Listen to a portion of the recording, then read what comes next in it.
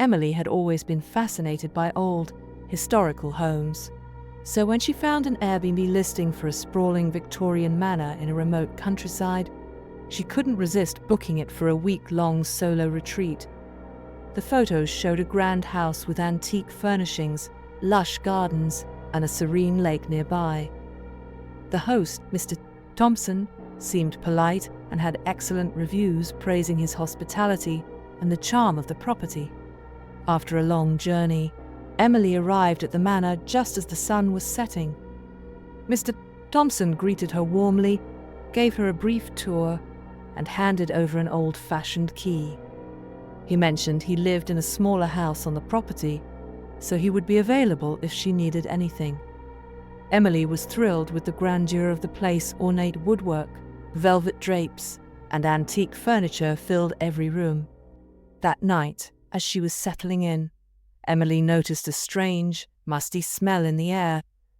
She shrugged it off, thinking it was just the age of the house.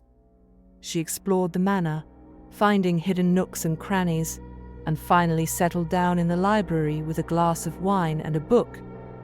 It wasn't long before she felt a chill run down her spine, as if she were being watched. She glanced around, but saw nothing out of the ordinary. The first night was restless. Emily heard footsteps echoing through the hallways and faint whispers that seemed to come from the walls.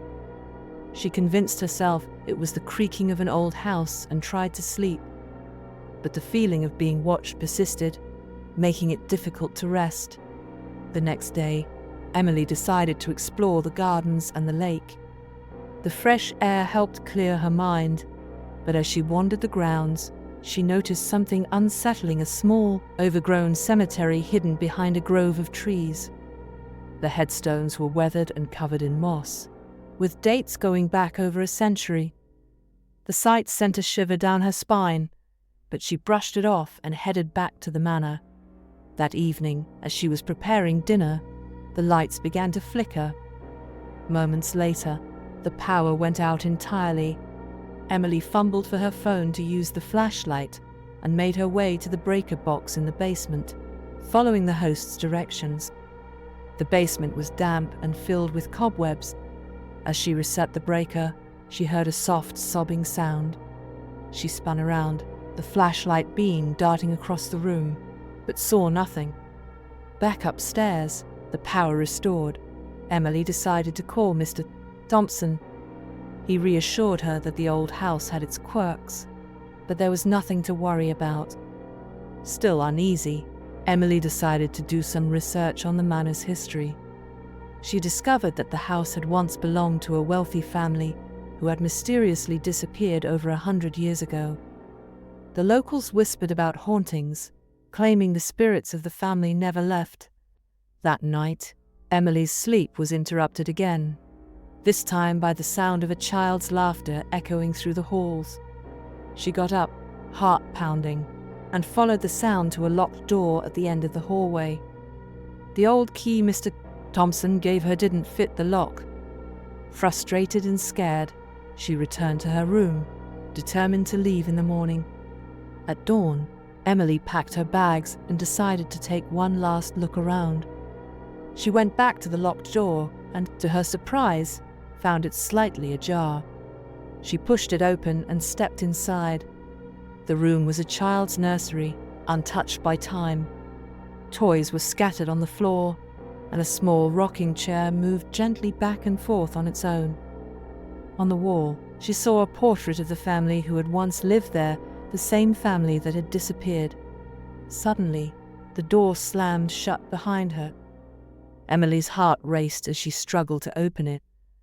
The room grew colder, and she felt a presence behind her. Turning slowly, she saw the ghostly figures of the family, their faces twisted in sorrow. They reached out to her, and in a panic, Emily managed to open the door and flee the room. She ran down the stairs, out of the house, and straight to Mr. Thompson's cottage. Breathless, she pounded on the door, but there was no answer. She tried the handle, and the door creaked open. Inside, the cottage was empty, covered in dust and cobwebs. It looked like no one had lived there for years. Terrified, Emily got in her car and drove away, not stopping until she reached the nearest town. She tried to leave a review to warn others, but her booking had disappeared from her Airbnb account.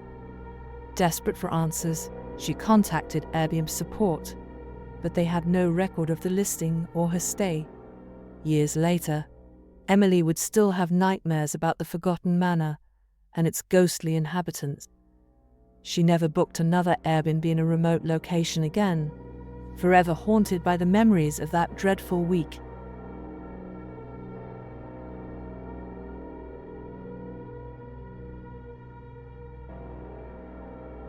Jake and Lily were looking for a peaceful weekend getaway after a long year. While browsing Airbnb, they found a converted old barn in a remote countryside setting. The photos were stunning. The barn had been modernized with rustic touches. The host's name was Martin, and the reviews were overwhelmingly positive. They thought this place was the perfect peaceful retreat they were seeking and booked it. On Friday evening, Jake and Lily arrived at the barn. The barn was indeed as beautiful and serene as the photos had shown. Martin greeted them warmly and gave them a tour of the barn, offering tips on exploring the surrounding forest. Martin mentioned that animals sometimes roamed around at night and told them not to be alarmed. The first night went smoothly. The barn had a large living area, a modern kitchen, and a spacious bedroom. After dinner, Jake and Lily spent some time outside stargazing. However, around midnight, they began to hear strange noises. There were rustling sounds and faint growls coming from outside the barn. Remembering Martin's words, Jake thought it was just the animals. The next day, the couple decided to explore the forest. During their walk, they stumbled upon an old, abandoned cabin. Curiously, they peeked inside and found it dusty and dilapidated. However, an old newspaper clipping on the wall caught their attention. The clipping told the tragic story of the former owner of the land where the barn stood.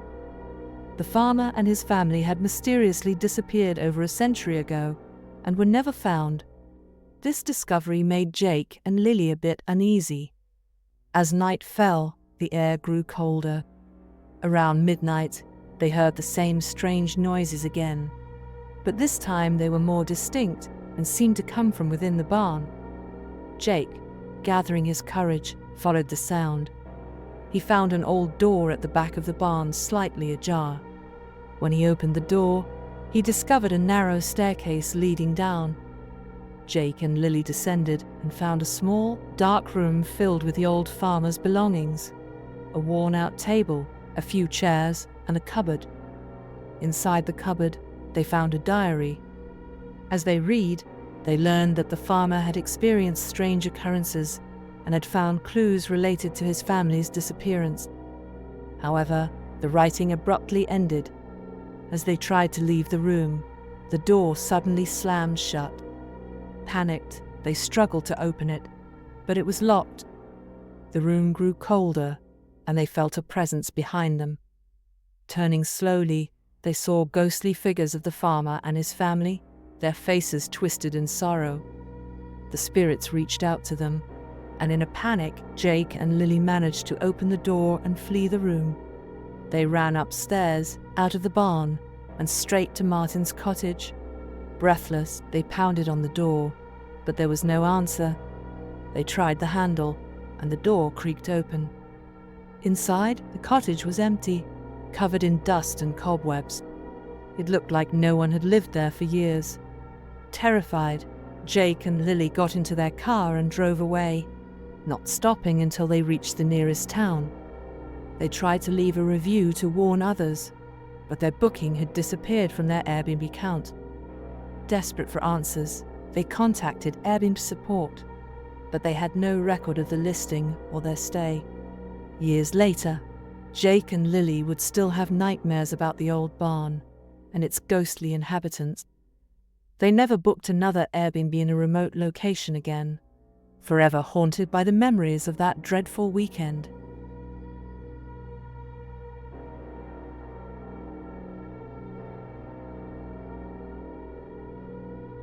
Last summer, Sarah and her friends decided to escape the city for a relaxing weekend in the mountains.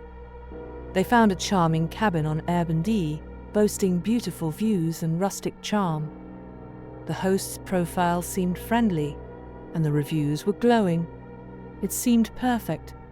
After a long drive, they arrived at the cabin just before dusk. The key was where the host said it would be, and they eagerly let themselves in. The inside was just as lovely as the photos, but something felt off. The air was heavy, and there was an eerie silence despite the surrounding forest. As night fell, strange things began to happen. First, they heard faint whispers, as if someone was standing right behind them. Every time they turned around, no one was there. Then, objects started moving on their own. A chair scraped across the floor, and a cupboard door slammed shut with a force that shook the cabin.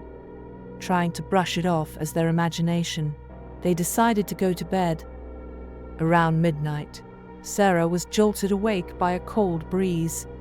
She saw the figure of a woman standing at the foot of her bed, staring at her with hollow eyes.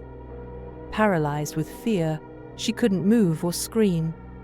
The figure slowly faded away, but the terror remained. The next morning, they packed up and left as quickly as they could. When they got home, Sarah left a review warning others about the haunted cabin. Curiously, her review was never published. When she tried to contact the host, the profile had vanished. She later discovered that the cabin had been the site of a tragic accident years ago. It seemed the spirits hadn't moved on, and neither had the memories of that dreadful weekend.